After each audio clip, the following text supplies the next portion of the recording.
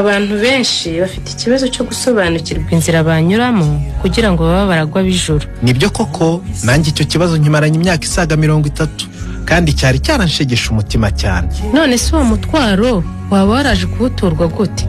Naje guhura n'abavugabutumwa bwiza bw'ubuntu bw'Imana, bamenyesha ko Imana yatanze ijuru ku buntu. Ku muntu wese uzemera kwizera Yesu Kristo, akababarirwa ibyaha bye byose kubwe, akagirwa intungane mu maso y'Imana, bityo akabaho mu isi yizeye ijuru bidasubirwaho. Nanjye nuko byangendekeye muvandimwe, kandi nejejwe no kuba mu isi nzi neza ko mfite ijuru.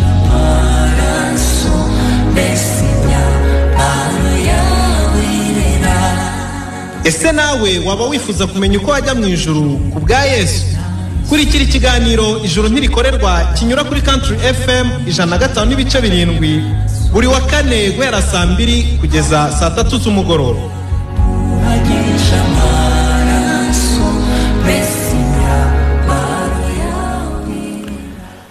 Nkuko musanzwe mubimenyereye bakunzi ba Country FM, uyu munsi ni umunsi tubagezaho ikiganiro cy'ubutumwa bwiza, ikiganiro kigira umutwe ugira uti ijuru ntirikorerwa.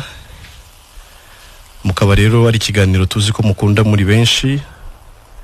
N'uyu munsi rero turahari muri studio kugira ngo tubagezeho icyo kiganiro nkuko bisanzwe, ariko uyu munsi hari umwihariko ko noneho turi benshi muri studio. Ariko kuba turi benshi binavuze ko muri bwumve byinshi. Ubwo rero nabatera amatsiko menshi yo kubana natwe, kugira ngo iby'Imana yagennye ko dusangira kuno munsi byose tubisangire. Nibyo. Nge rero uvuga nitwa Emile Nshimiyimana, ariko muri studio ndi kumwe n'abandi bavandimwe bandi batatu.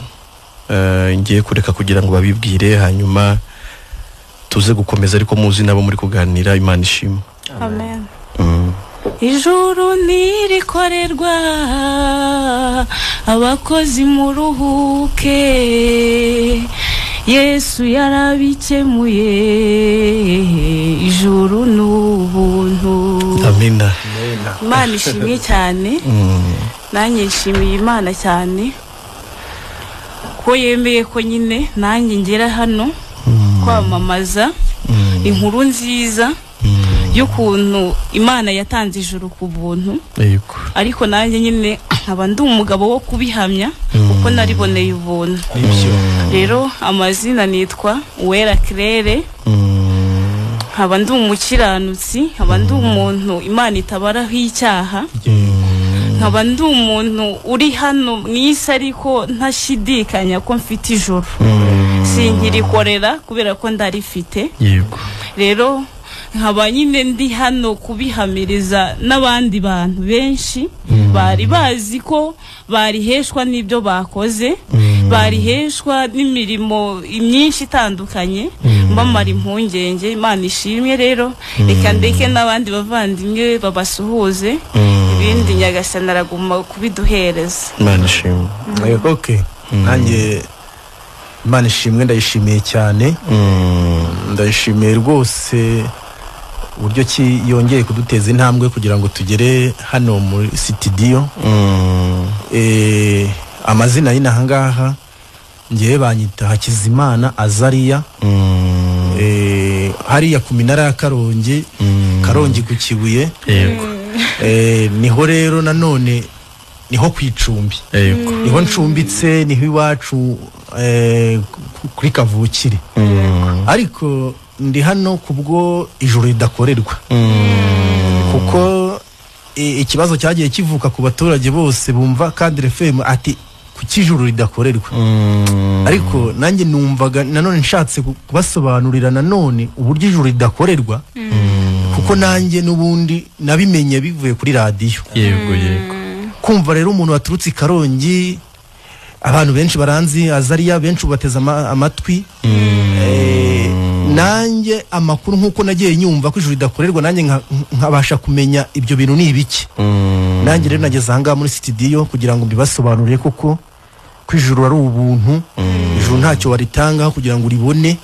dore yuko mfite n'ubuhamya bwinshi by'ukuntu arikoreraga ariko nkaribura. Yego rwose. Ndi hano rero ku bantu bose bateze amatwi radio ngo bumve yuko nanjye ndahari ubwanjye simbabeshya kubabwiza ukuri uburyo ki ijuru ridakorerwa. Yego nanjye nariherewe ubuntu bavandimwe bose abantu bashyitse umutima mu nda urikeneye nawe uyu munsi yaza kuribona akarihabwa ni ijuru n'ubuntu.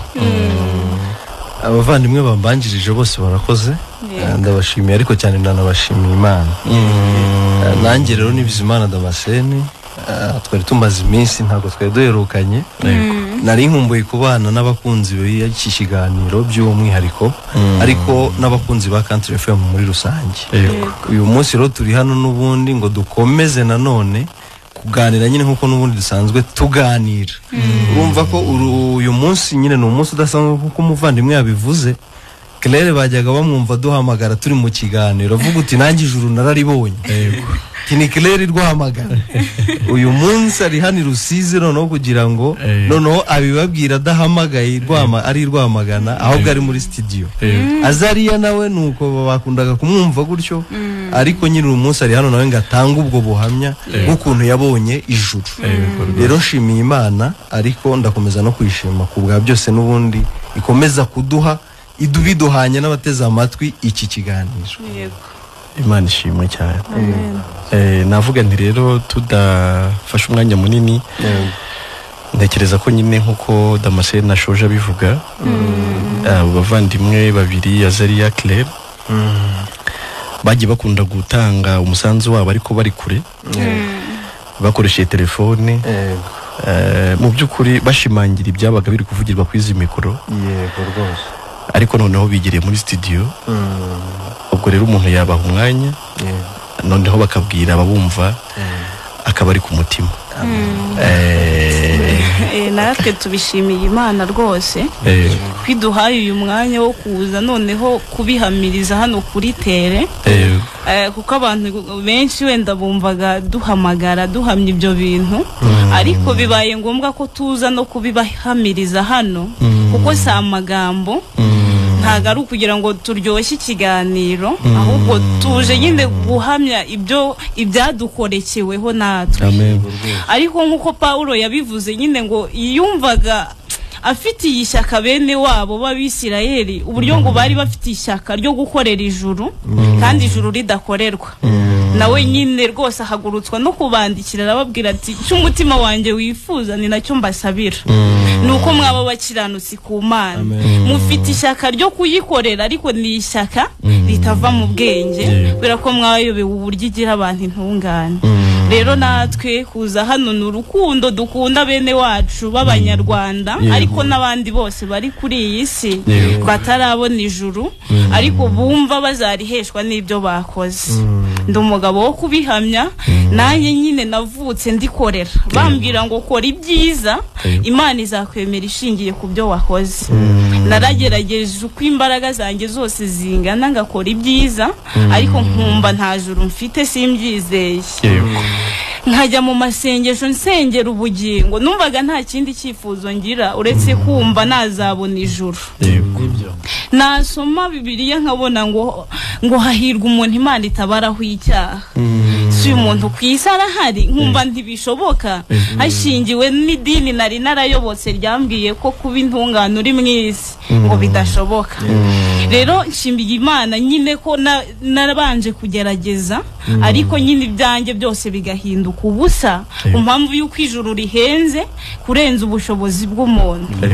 Narakoze nyine ndaruha maze kuruha nyine nibwo nanjye naje kumva inkuru nziza menya ko burya gukora kwanjye ari kubi ku mpamvu yakavukire mfite. Bantu twese twavutse kuri Adamu wanduye datwe tuhakomora ubwandu bw'ubunyacyaha ku buryo rero gukorera ijuru bitashoboka kandi turi babi. Abantu bajya babeshya abantu bagafata abanyabyaha nyine bakabakoresha ngo kora ibyiza Imana ikwemera ariko ni igitari kibi nyine n'imbuto zacyo nimbi. Ntabwo umuntu mubi yakora ibyiza Imana yakemera ariko ubwo si umunyabyaha nk'umuntu uzwi muri quartier w'umunyabyaha ahubwo mwene Adamu wese avuka ari umunyabyaha ku bwa kavukire. Igicumuro cy'umuntu umwe ari wa Adamu cyateye bose kuba abanyabyaha ndetse bacirwaho iteka.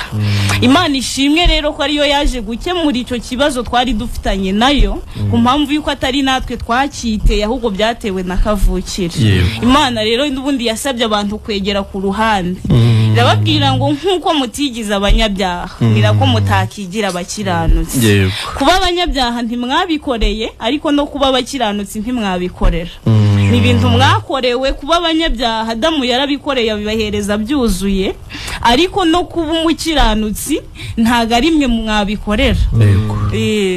Rero nyine namenye iyo nkuru nziza ya Kristo, nagiye nanamenya Yesu burya naramuririmbaga nkamuvuga cyane Yesu Yesu, ariko ntamuzi. Burya umuntu amenya Yesu ari uko akijijwe, amenya icyazanye Yesu.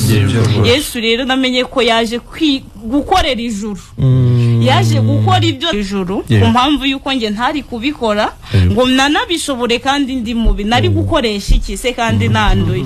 Yesu yaraje egera ku ruhande ngiye ngukorere ibyo usabwa, ngiye mbikore mbihereza Imana byuzuye ibikwemereremo. Ubwo Yesu niwe wakoze ibyo ntabwo ari nge ngenyine, ahubwo ni iby'abantu bose basabwaga ngo bemerwe n'Imana. Yesu yarabikoze, yarakiranutse ku rugero Imana ishaka, arangije nyine aduhereza uko gukiranuka kugira ngo umwizera abe umukiranutsi ku Mana cyangwa intungane, abiheshejwe no kubarwaho gukiranuka kwa Yesu, abiheshejwe no kwizera Yesu.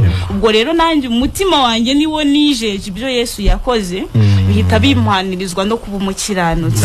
Kandi kuba umukiranutsi bingana no kubona ijuru.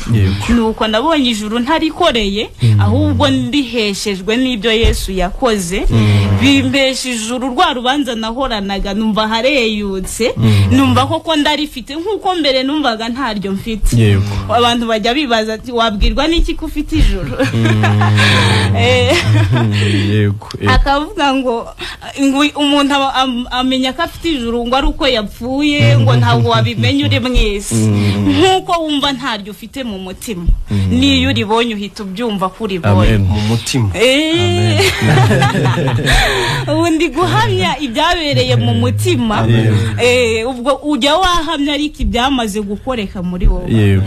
Ubwo rero nyine ntibakababeshye, amadini arakubeshya ngo ntabwo wabimenya, ngo ibyo bimenywa n'Imana. Oya, iyi Imana yakugize umukiranutsi irabikumenyesha, ariko nta n'indi nzira ihari yo kujya mu ijuru cyangwa se yo kuba umukiranutsi. Inzira n'imwe ni ukwizera ibyo Yesu yakoze, ko bihagije kukujyana mu ijuru, nta cyawuteranyije.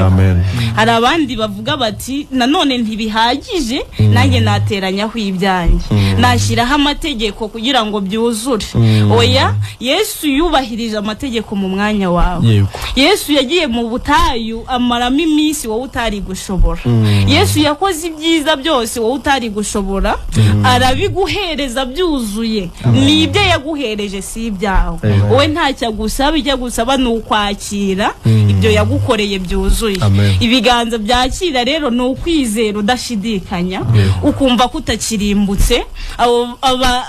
Abahanjuzi ntibagume kugutera ubwoba ngo warimbuka, ngo ukoze iki warimbuka. Oya, uwizeye Yesu ntarimbuka, ahubwo abona ubugingo buhoraho. Ubwo rero nshimiye Imana nyine kuko yangize umukiranutsi, yampaye ijuru ku buntu. Ariko niringiye ko n'abakunzi ba Country FM bari kumva iki kiganiro barabohoka nabo rwose. Iki kiganiro kirarangira hari abamaze kubona ijuru, uko iyo niyo nzira rukumbi Imana yaciye yo kuboneramo ijuru. Imana ishimwe. Amen.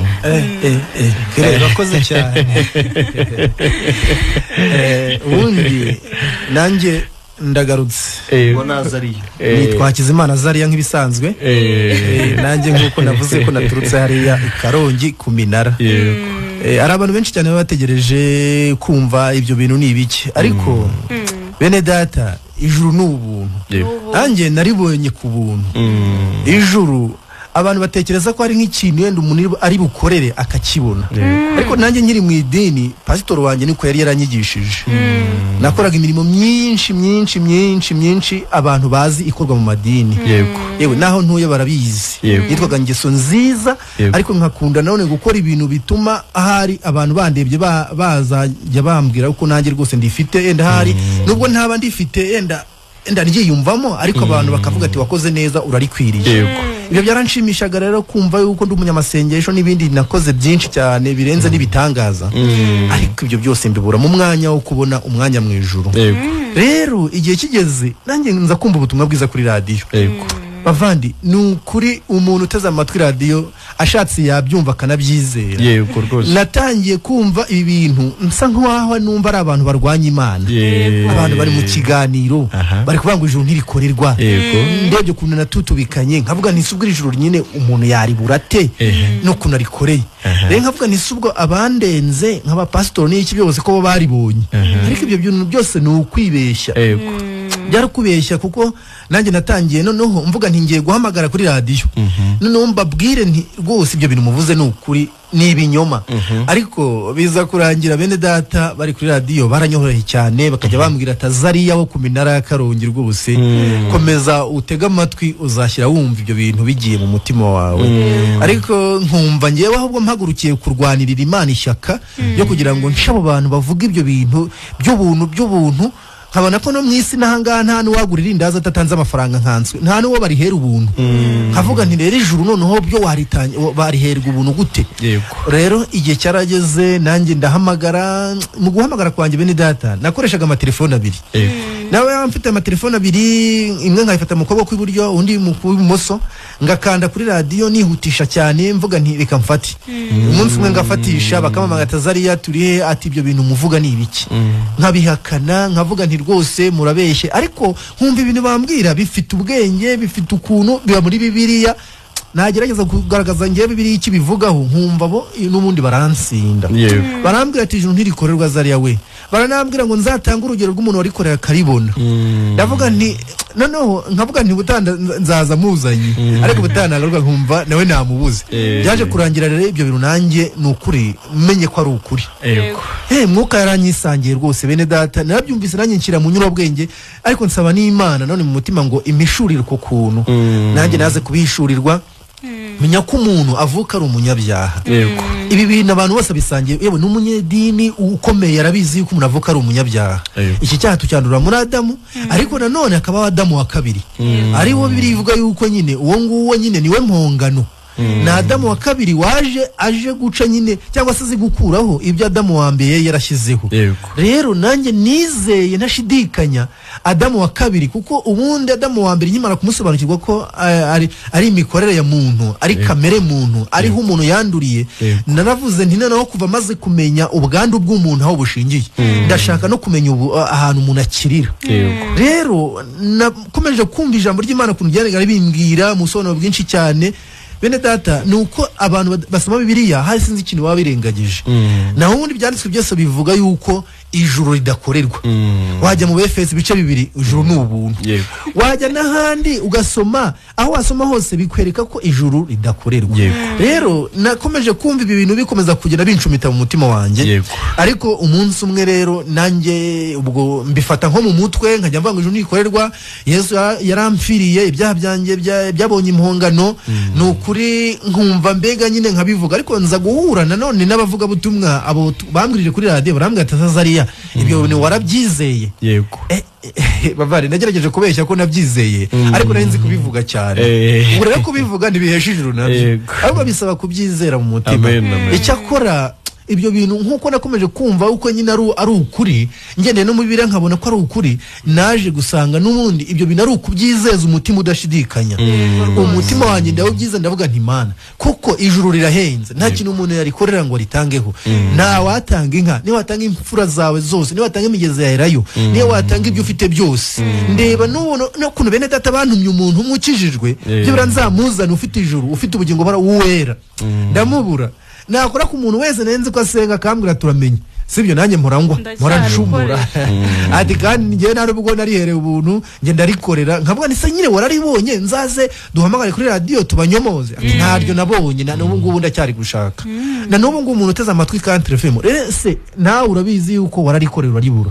rero naje kwizera ntashidikanya yuko nukuri Yesu Kristo burya yarari ku musaraba ibintu yakoze atari we wabyikoreye ikintu nabonye mu cyo bavandimwe namenye yuko nasobanukira urupfu rwa Yesu menya yuko iyo burya ngo ari ugupfana na Yesu ukanahambwana na Yesu ukanazukana na Yesu iyo ndabisobanura mu munota umwe cyangwa se mu minota ibiri ubundi nasobanukiye yuko iyo umuntu yizeye Yesu aba yizeye Kristo wavuye mu ijuru ariko noneho akamwizera hwiki akamwizera yuko ibyo Yesu Kristo yazanye nk'ukuri cyangwa nk'ubugingo buhoraho agiye kubyemerera umuntu nakamuhereza ibyaha bega basa nk'abaguranye noneho iyo baguranye umuntu afata ibya Yesu by'ijuru noneho Yesu agafata iby'umuntu uwo muntu rero akabahindutse umukiranutsi noneho Yesu agahindutse umunyabyaha rero ikintu Yesu amukorera bigeze aho ngaho baramanukana mu rupfu kuko umva ko Yesu agiye gupfa ariko apfiriye wowe ibyaha byawe ubwo urumva si wowe ugiye kwipfira ahubwo agiye kugupfira ariko apfane nawe ko ari wowe ibintu byawe agiye gupfana nabyo ubwo bapfanye nawe nyine iyo ageze hasi rero mu kuzimu agera kwa Satani akabwira Satani tandukura izina mu gitabo cy'urupfu andukura izina mu gitabo cy'urupfu uyu muntu yanyizeye namuguraniye mu bugingo none rero n'impamvu ki ukimugundiriye kandi uyu muntu yakijijwe rero Satani ubwo nta kindi yumvira Yesu kuko urundi ahita siba mu gitabo cy'urupfu akabara gusibye Yesu rero bigenda birakomeza nubundi iyo umuntu noneho irako Yesu yazutse abazukanye nawe agahita nazamuka mu ijuru rero kukwandika mu gitabo cy'ubugingo iyo ugeze mu ijuru rero Imana ibaza Yesu tsi uwo muntu iryo zina ryuzanye cyangwa uwo muntu bite uyu muntu yemeye ingurane ibyo nakuye hano mu ijuru nabimuhaye nawe nibyo yarafite mu isi bya kamere y'ibyaha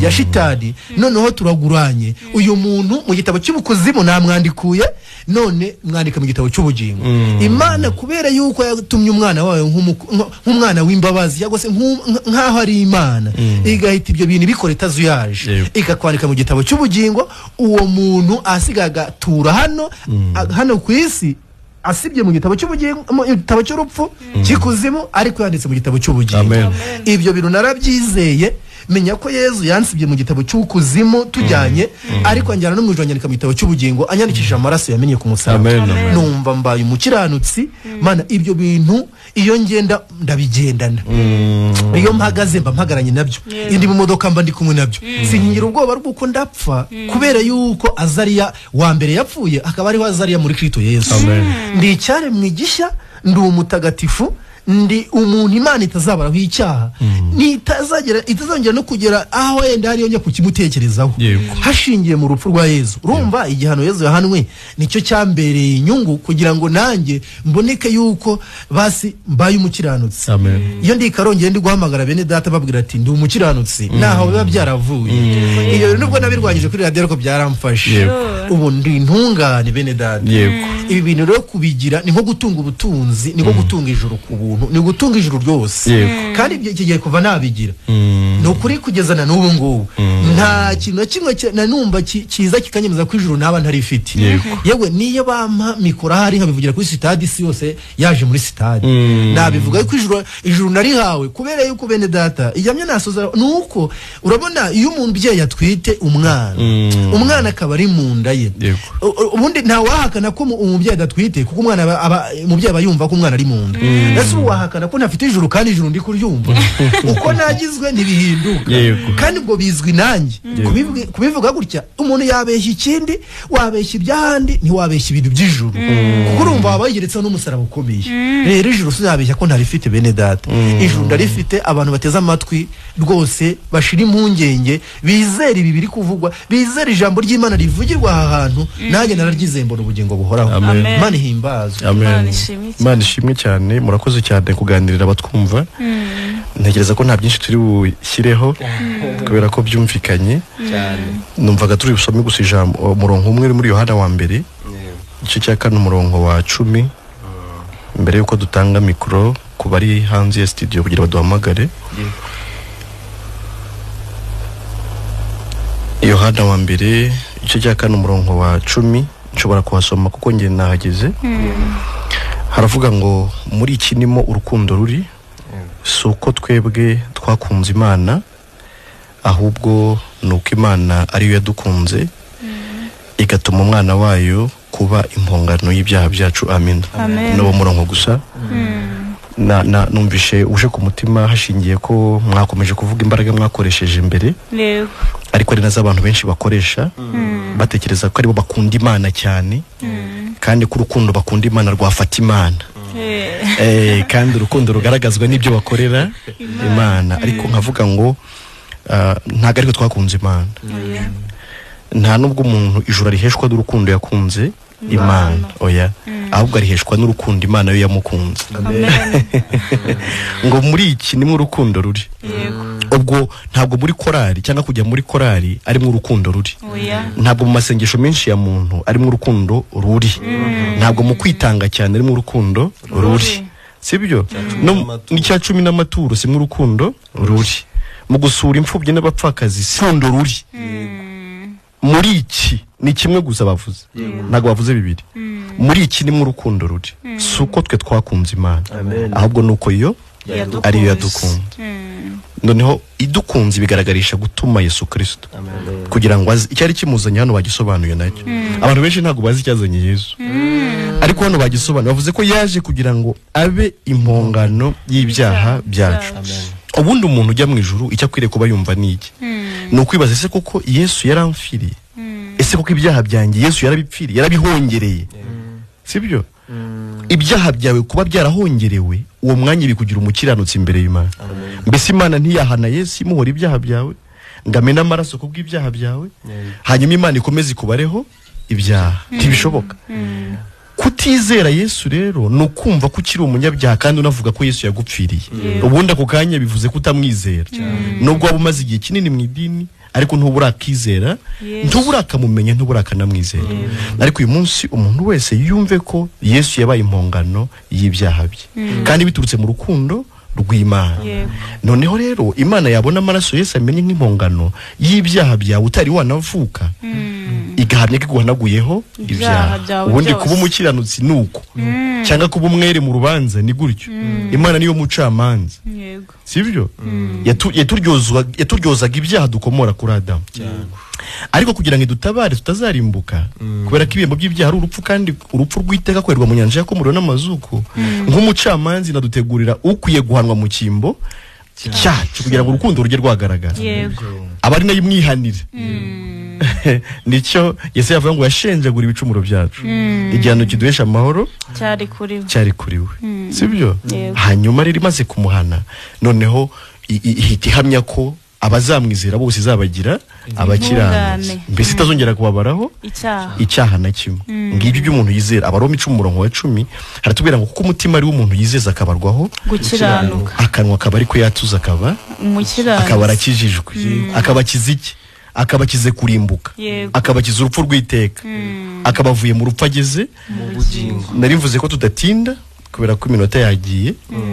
Numva Damascene yabwira abadukurikiye nimero bahamagaraho, yaba Airtel yaba MTN, hanyuma muri studio bakatanga umurongo, noneho tukumva badukurikiye. Nibyo bashaka kutuvugisha rero. Nimero ya mbere baduhamagaraho ni 0782 44 21 25. Indi ni 0738 30 05. 0782 44 21 25. Indi ni 07 8 3 05. Yego rwose. Waduhamagare batuganirire, atubwire icyo bumvise mu kiganiro. Nibyo rwose, ni karibu, twiteguye kubakira no kubafasha kurushaho gusobanukirwa. Mwiriwe neza. Nari ikibazo nitwa mama kansisha mundano kubatiza. Witwa ni mama country FM ndano kubagira.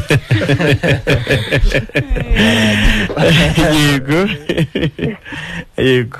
Turayikunda cyane radio nyine niko bampinje muri yangana. Yego. Amazina yanjye nitwa Claudine. Yego Claudine. Turakwishimiye. Nashakaga kubabaza. Hari ikintu njya nibaza. Yego. Ko muvuga ngo gutanga biriya byacu ngo mu rusengero. Ese nkoze nakoraga ibyaha. Nabireka wenda babandi nafashije gikora ibyaha ndetse bya bundi y'Imana yazambaraho yambimwe myiza nakoze cyangwa yahisihagarika nyine naguma ndi umutagatifu. Ukoze ibyaha hanyuma ukarenzaho imirimo myiza. Nkarenzaho imirimo myiza ariko so ya mirimo myiza cyabyankaza waravuze ngo reka mbigusobanurire. Okay. Waravuze ngo ufashije umuntu ukora ibyaha ntago Imana yakwandikira wamugisha. Okay. Ariko ndibaza ese ndamutse ndetse byaha ya mirimo na bya bindi nafashije abantu ngikora byaha amugisha Imana yawunyandikira. Claudine turimo turavuga ahubwo umuntu wabaye impongano y'ibyaha byawe byose witwa Yesu. Noneho uwo Yesu kuba yarahongereye ibyaha byawe kandi utari wavuka, guhongerera mu yandi magambo yatanze inyishyu cyangwa ikiguzi cy'ibyaha byawe byose agiha Imana iyo mucamanza wakuryozaga ibyaha. Noneho iyo wizeye Yesu ku Mana uhita uhinduka umwere cyangwa se umukiranutsi mu maso y'Imana. Noneho ukaba mwisuzi neza kuzajya mu ijuru utabikesha kwa gufasha abakene ahubwo ubikesha Yesu we wahongereye ibyaha byawe byose. Iyo niyo message cyangwa se nibwo butumwa turi gutambutsa hano. Ngiye nadaga nibwira ngo kuba nkora imirimo myiza ngafasha abakene nkabafite umutima mwiza ariko nkora ibyaha ibyo bizatuma njya mu ijuru. Oya ntabwo imirimo yawe yaguhesha kujya mu ijuru ahubwo umurimo Yesu yakoze niwe uhesha abantu bose kujya mu ijuru. Umuntu wese uzajya mu ijuru azaba biheshejwe no kwizera icyo Yesu yamukoreye. Ntazaba biheshejwe n'imirimo ye myiza. Yego. Ikindi kibazo nabazaga icyo se cyo wacyumvishe basi? Nacyumvishe. Wumvishe gute kujyanye no kujya mu ijuru? Ari kumwe n'umwana katwakira abandi.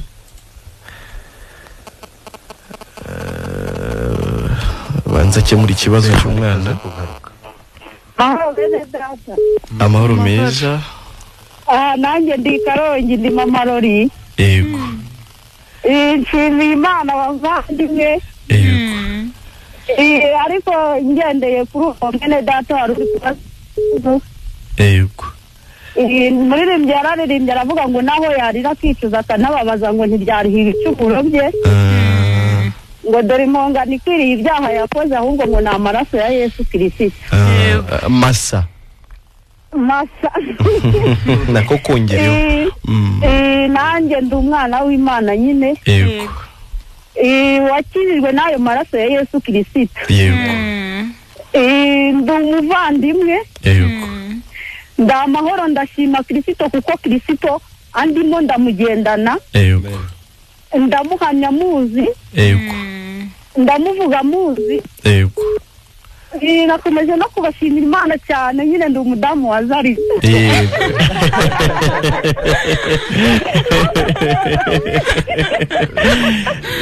Turakwishimiye natwe kandi tugushimiye Imana. Suhuza nabo muri kumwe. Yavuyeho? Okay. Ni byiza cyane.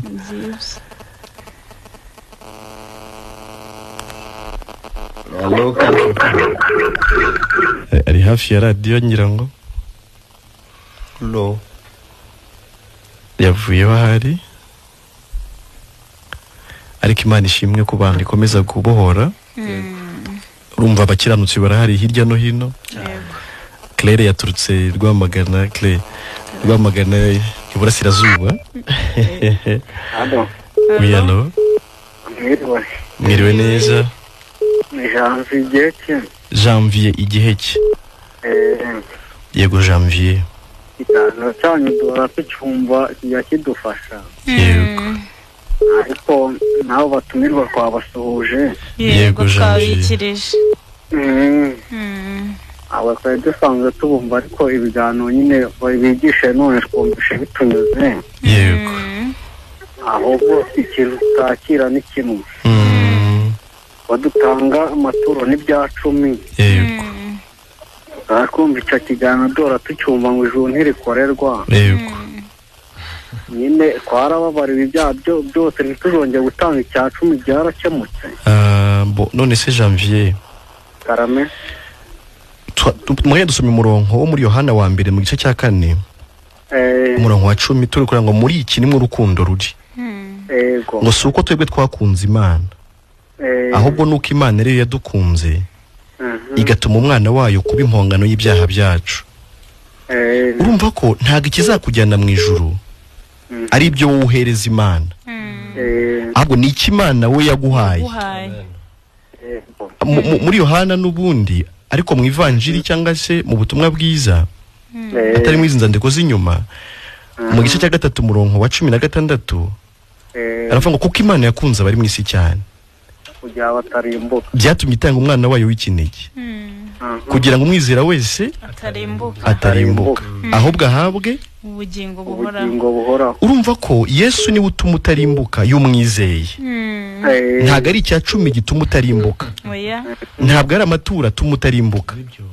Kandi Janvier Karame nawe ibyo bintu by'amaturo bya kimwe mu 10 n'amaturo byabayeho nibyo kera.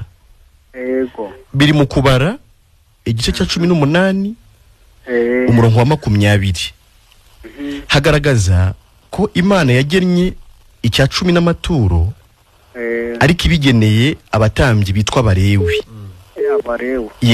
Biranditse ivuga ko ari bo bonyine bari bagenewe icyo cya 10 ndetse n'amaturo.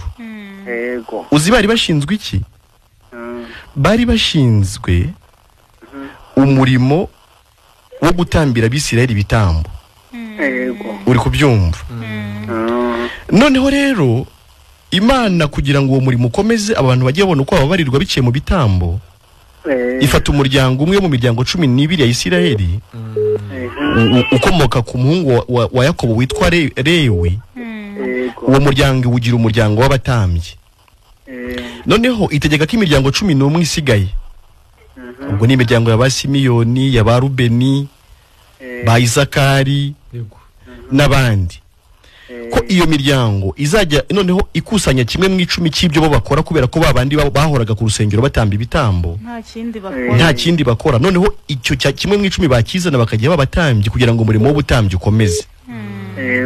Yesu rero aje mu isi aje gupfira Janvier nange aje kumfira ahinduka umutambyi wanjye anahinduka igitambo cyanjye anjiranura n'Imana atanga igitambo kimwe nkuko tumaze kubisoma mu kanya. Gihinduka icyo gitambo gihinduka impongano y'ibyaha byanjye n'ibyawe n'iby'abari mu isi bose. Bityo Imana ibisezereye ku mugaragaro babatambye. Uri kubyumva? None se umuntu bamwirukana ku murimo bakagumishaho igihembo. Urumva rero ko umurimo w'abatambyi wagize ute? Wararangiye urangijwe n'urupfu rwa Yesu. Nta wundi mutambyi dukeneye. Yesu yaduhuje n'Imana rimwe ngo yabayagije iteka ryose. Ubwo rero ubwo nta batambyi tugifite bene Lewi bakuwe ku murimo ubwo biravuze ngo na cya 10 nacyo nta kigihari. Urimo kubyumva? Ndabyumva ubwo nta kindi uretse kumwizera. Ni ukwizera Yesu ukibonera ijuru ku buntu. Ntihazagira uzongera kukurya utwawe. Amafaranga yarihira abana minerivare yikenuze. Udufaranga Imana iba yakugeneye ngo ugire icyo dukoresha widuha abantu. Yaguhaye Yesu kugira ngo agukiranure nayo kandi rimwe byiteka ryose.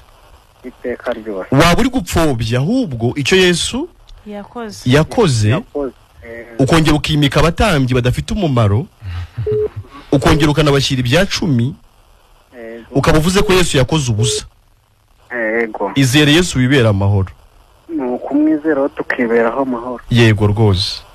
kandi Janvier nanjye nari mwarimu w'idini ngewe noneho urumva nge nakiraga icya 10 n'amaturo nge hazariya nandi gutanga ubuhamya ariko se naragitanze ndaribona ubwo se ko ndabyakiriye urumva nagombaga kuba ari ngewe utanga urugero ndahari kugira ngo nabari bakurikize uziko hari igihe rigeze kugurisha inka yanjye ngafata ibihumbi n'ijana nkashyira mu giseke yego pe ngira ngo ndebe ko wenda umutima watuza umunsi umwe ahubwo nibwo narushagaho kujya kure ngo umutima wagugiye kunsha mu kanwa yego ngo ibintu nkoze ni ibiki yego ariko nizeye Yesu yego pe mwize nk'uko ijambo ry'Imana bivuze hara muri Yohana 3:16 yego ngo Imana yakunze abari mu isi cyane yego ibatangira uwo Yesu kugira ngo umuntu wese uzamwizera umwizeye wese atarimbuka uwe byizeza umutima wawe ibyo bintu wumva ugakinisha bifite imbaraga kuko niho Imana yanyuze yiyunga n'abari mu isi yose yego genda rero we kumenya we kubeshywa muvani nanjye narabeshywe igihe kirekire urumva byagezeho mburi ijuru nkajya mu butayu hari igihe umunsi mwe nigeze kureba mu muriro noneho numvijwe riramanutse rirambwiye ngo ugomba gusenga amasengesho y'iminsi n'utarya utanywa ngo nibwo uzabona ijuru ndasenga wengera ku munsi wa kane numva ngiye gupfa gusa mpamvu numva ijuru naribuze none agiye kure yacu umva nari ingeso nziza mu byose Imana umva ariko bavandi uko nigeze mba n'umuhanuzi unakomeye ku rugero rukomeye najyaga nsengera abarwayi bagakira nasengera abasazi barakira najyaga mbona imbaraga iterura umuntu ikamukubita hejuru ariko nkijijwe ko bitongeye ubwo se watanga ayo mafaranga ari ugusengera abasazi bagakira no gutanga amafaranga ibihenza nibihe ariko Yohana nako Matayo yarabivuze ngo nukuri ngo ngo abo bose bazaza imbere ye ngo twarahanuraga ngo twirukanaga abadayimoni ngo twakoraga ibyo byose ngo ariko ngo sinigeze mbamenye imbere mwankozi ziri izere Yesu muvandimwe nawe bibera umuvandimwe yego ushaka tuzahurire mu ijuru yego rwose tuzahurire n'ahandi rero muvandimwe niba wumva ibyo bintu bikugora ukumva utari kubyumva uratangana numero zawe nta kibazo twazagufasha nabyumvishe wabisobanukiwe noneho nabisobanukiwe murakoze urumva ijuru noneho urifite bidasubirwaho ijuru ndumva ndifite isa nisa urikesha iki Janvier urarikesha iki kuba urifite urikesha iki ndarikesha ko yagupfiriye urakoze cyane urare neza namwe murakoze ubwo nidutanga nimero waza kuduhamagara tukajya dukomeza kuganira yego abantu nibabohoke bigire mu ijuru nibabohoke urumva ko Yesu yadukunze ntago ari twe twamukunze ngo niwe wadukunze atanga n'ibyangombwa byose byo kugira ngo tujye mu ijuru nibyo rwose mwiriwe neza Amahoro musuhuze kerere yego nabo bazi batumizwa bose yego twabikirije twagize Emmanuel irubavu Manwe amakuru ni meza ubwo mburaga umurongo na Imana hamagaye ariko Imana irambashije ndabubonye ariko ndabakurikirana buri gihe cyose yego none se kuko iki kiganiro igihe kinini n'iki wakuyemo icyo nakuye n'ijuru n'ubuntu yigira ngo ni ibikorwa nanje mba narabibonye ahubwo hari nimba bagabona birimba narayakoreye ariko nasanze ibikorwa byanje ndaho byangeza bose ahubwo mwarakoze mwongera murakora Imana ikize imigisha myinshi cyane nawe Imana ikumugisha ariko nta n'umugisha wundi uzabona urenze iryo juru wabonye ku buntu nawe urakoze cyane Emmanuel uwo mushiki wanje rwose yongera asubize iyo korari yambashije cyane ahubwo n'abari muri studio babongezeho n'iminota 5 sawa urakoze cyane abantu benshi batanze twaba umugani ng'uwo mwene data uvuga ati ngaye yaragiye amahene atagire abantu ntibaruhuke shati ufite yawe nizo ngweto mana ahubwo yabaye ingene Imana n'umwuka ntabwo irya ntiyambara yego rwose kubona bavuga ati n'ingweto zanjye nzisanga imbere z'umugisha waba turi kumwe reka nzembereze n'abandi umurongo uko nanjye nari mbikeneye n'abandi nani ko banakeneye ko babagira icyo bababwira urakoze Emmanuel nawe Country FM, allô? Oui. Allô? yavugaga gakeya cyane. Oui, allô? Oui. Amahoro Tereza. Yego Tereza. Amahoro Tereza muvugana wo kubugeza. Yego Tereza turakumva. Yakaza kubuza abavandimwe. Turakumva dusuhuza n'abandi bavandimwe bose. Kugira ngo mbasuhuze abantu musaba kuri radio n'abavandimwe beza. Yego.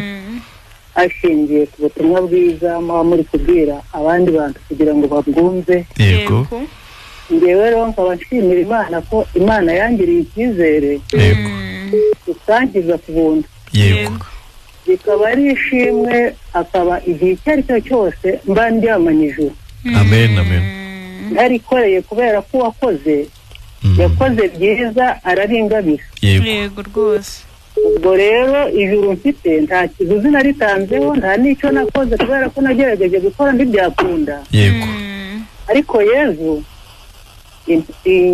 intego yari yamuzanye kwari kugira ngo ankorere ngewe wari wananiwe. Amen. Yego rwose. Abashimira Imana cyane rero, ariko nanasuhuza abavandimwe. Yego. Baba bari gutangaza inkuru nziza. Yego.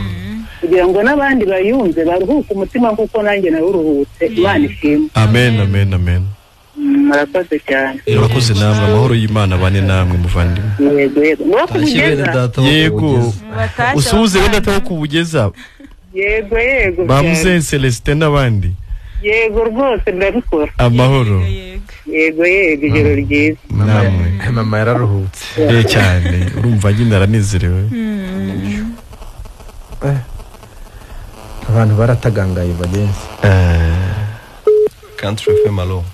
Hello. Oui. Tukuzumuna mitoje nana ukabatwa muri Nyabihu. Yego tuje. Kukabatwa hehe? Muri Nyabihu. Nyabihu. Abantu ba Nyabihu bakunda guhamagara. Teoje makuru? Ni meza. Wifuza kutugezaho icyifuzo, ikibazo cyangwa ishimwe? Nze nakomeje kumva kandi ariko bwa mbere na ibiganiro byanyu ndabikurikirana. Yego. Ariko kwibyo by'ubuntu byatuma wenda tugera mu irusha kwize. Yego. Nakomeje kubitekerezaho cyane. Yego. Cyane ko kwita ikibazo mufite byerekeranye n'amaturo. Yego. Araho tuzi igihe Yesu yasikwaga amavuta yasukwaho n'umugore. Yego. Noneho Yuda abwira Yesu ati mbese aya mavuta uyapishije iki mbese iyo udashaka kuva ko yapishije ubusa. Yego. Yesu aramubwira ati yari gutegurira umubiri wanje guhanga. Yego. Yuda icyo gihe yarakomeje kuvuga ko ngo ayo mavuta ngo yapishije ubusa kandi gari gufashwa abakire. Yego. Yesu aramubwira ati ngo abakene bo muracyari kumwe nabo iteka ryose. Yego. Aho ngaho uko mbibona. Yego. Abakene bakwiriye wenda abantu bashobora kuba bakwihuriza hamwe bagahuriza hamwe kugira babafashe. Kabona wenda batura kugira bafashe abakene nta kibazo. Noneho twari turi ku kijyanye no kujya mu ijuru. Umuntu abikesha ko Yesu yabaye impongano y'ibyaha bye byose. Hanyuma kuri icyo sinzi niba hari icyo wacyumvisheho. Kwizera niko kwa mbere. Ariko nanone tugomba kuvuga tusi none wakwizereye. Yego, icyo twizera ni umurimo Yesu yadukoreye. Urumva kwizera ari umurimo gusa n'amagambo yo twanayize. Urakoze cyane. Icyo twizera ni icyo we yakoze kiduhesha ijuru. Ni iki yakoze kiduhesha ijuru? Nuko ubwo twe twari abanyabyaha turabo kurimbuka, yaje mu isi kugira ngo yishyireho ibyaha byacu abihanirwe hanyuma twebwe aduhindura abere cyangwa abakiranutsi imbere y'Imana. Uwo ni wo murimo Yesu yadukoreye. Nkibaza ngo wowe se kuri uwo murimo Yesu yakoze waba we warakugize umukiranutsi mu maso y'Imana? kuri uwo murimo kuri uwo murimo wangira mbigendeyemo yego byanjana mu ijuru. ariko nta n'indi nzira rero ibaho. Ntuvuge ngo mbigendeyemo nkaho ufite indi nzira wagenderamo. Yesu yavuze ko ari we wenyine nzira n'ukuri n'ubugingo, nta wajya mu ijuru atari we, nta yindi nzira ibaho rero. Iyo niyo nzira yonyine usabwa kugenderamo kugira ngo ujye mu ijuru. Si n'ukundi kuyigenderamo no kwizera udashidikanya ko Imana yagukuyeho urubanza rw'ibyaha byawe byose, ikarushyira kuri Yesu, ikanamuhana, wowe ikakweza, ikakubabarira, ikakugira intungane mu maso yayo. Abantu benshi niko babivuga. None byagaragazwa n'iki? Ntabwo ari ikibazo cy'abantu benshi, ahubwo banzukiza bajya bavuga ngo amagara aterewe hejuru buri wese asama yiwe. Kuba Yesu yarapfuye apfiriye ibyaha byawe, iryo ni ijambo ry'Imana. Igihamya cya mbere ni ijambo ry'Imana, sibyo? Noneho Imana nayo kandi imaze kubona ko Yesu apfiriye ibyaha byawe, ihamya ko numwizera itazaba ikikurimbuye, ahubwo izaguha ubugingo buhoraho. Iryo naryo ni ijambo ry'Imana. Ahandi ihamya ko ibyaha byawe n'ubugome bwawe itazabyibuka, Abaheburayo 10:17. Iyo ni ijambo ry'Imana. Biravuga ngo twemere ibyo abantu bavuga, iby'Imana ivuga byo birabiruta. Yavuyeho ntacyo turaza gutanga nimero ze kuzifata. Nta kibazo. Mukomeza kumufasha kamusobanurira. Hello Country FM. Mwiriwe neza. nayo nyine ibirano nyabitekeri. Yego. Witwa nde? Nitwa Enoke niyo gushimwa. Ego Enoke. None se ko hari umuvuga ngo kwizera Yesu nicyo cy'ingenzi kurusha ibindi? Ego. Ubundi uramutse wizeye Yesu nta yindi mirimo hano mu isi ukora nyine ishimangira kwizera byaguhesheje urwo. Bo imirimo yose wakora Enoke, uko yabingana kose, ubwinshi bwayo bwose, sibyo? Ntiyakuviramo ikiguzi cy'ibyaha byawe. Kandi ikibazo ufitanye n'Imana ni ibyaha ukomora kuri Adamu.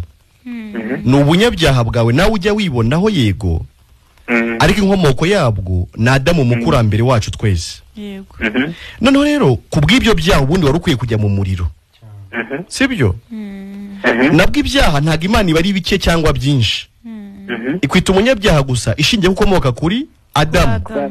Icyakora n'imbuto z'ibyaha zijya zikugaragaraho kugira ngo utazarimbuka. Rero Yesu yaje mbere utari wanavuka mu buryo bw'umubiri, afata ibyaha byawe byose aho biva bikagera, abikwandukuraho, abyiyandikaho. Ariko afata n'igihano wagomba kuzahanwa woherewe mu nyanja y'akumuro n'amazuku, akishyiraho. Umubabaro wakababaye aba ari we ubabazwa mu cyimbo cyawe. Icyo nicyo cyonyine wizera kugira ngo uhinduke umukiranutsi mu maso y'Imana. Imirimo yawe ntiyawukuraho icyaha niyo cyaba gitoya mu maso y'Imana, sibyo?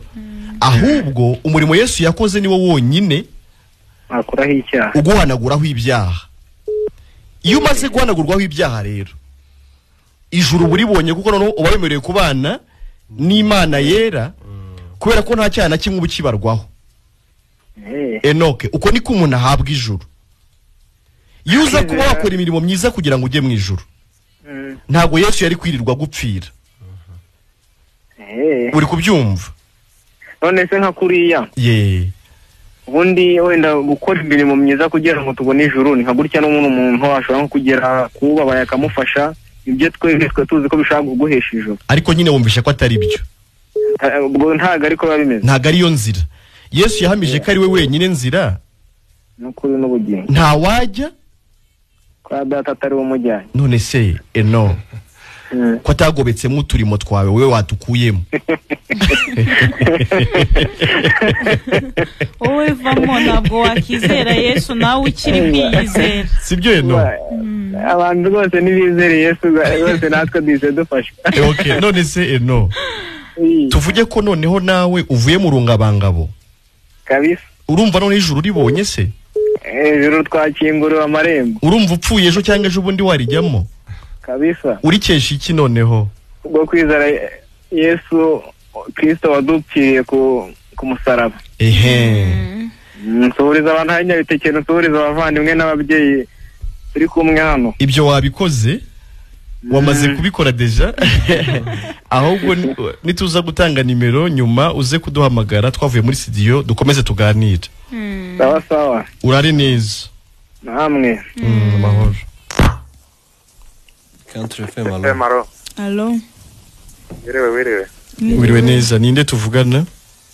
Ndavugana ni Joseph Munanya Kareza Kagari ni Murambi. Joseph amakuru. Neza. Umeze gute ku kijyanye no kujya mu ijuru Jose? Ese buriya ko mwavuze yuko bati kakuri uhura nk'abantu baba bari gusabuka bafasha. Ako nubyo byakujyana mu ijuru. Oh, Jose, tumaze kubisobanura. Hano turi kumwe n'umuntu wagurishije inka. Atanga 100,000 byari bivuyemo. Yego. Nawe agira ngo arebe ko yajya mu ijuru. Nakubwire ko ataribonye rero. Umva Joseph. Enda iyo yari ituru. Kandi ubwo se ahubwo nari mfite ikisi. Yakino nari mfite nawe utekereza kugira ngo wijishure nk'iyo nka ugira ngo ure kwabona ijuru. Jose ntaryo nabonye ahubwo nakomeje kuruha bikomeye cyane. Bari kukubwira ngo iki Imana yakoze kirahagije kugira ngo ubone ijuru.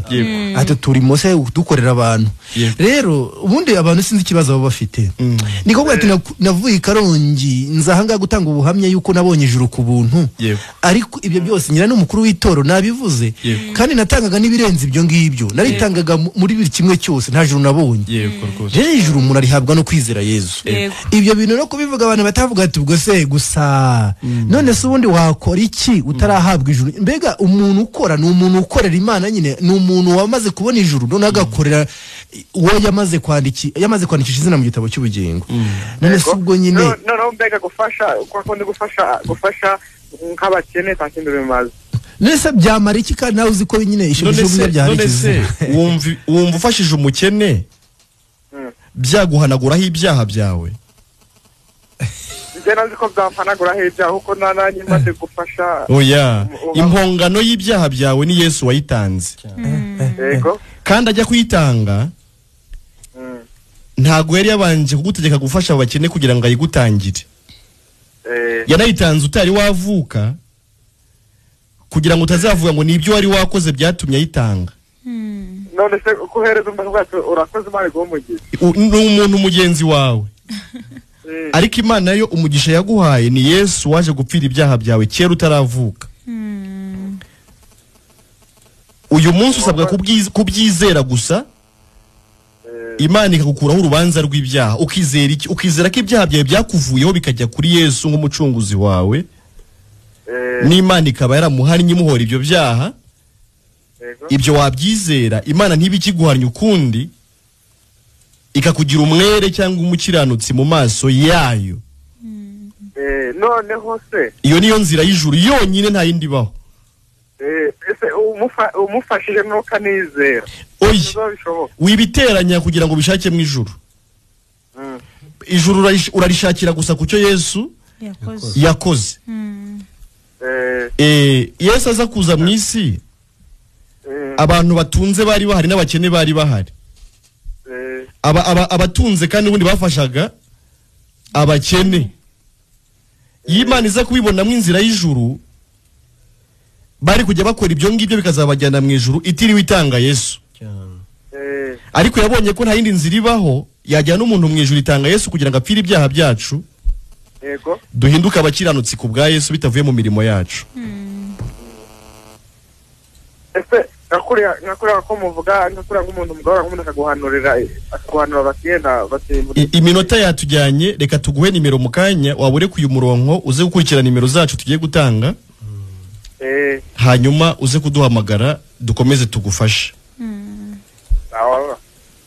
wakoze guhamagara.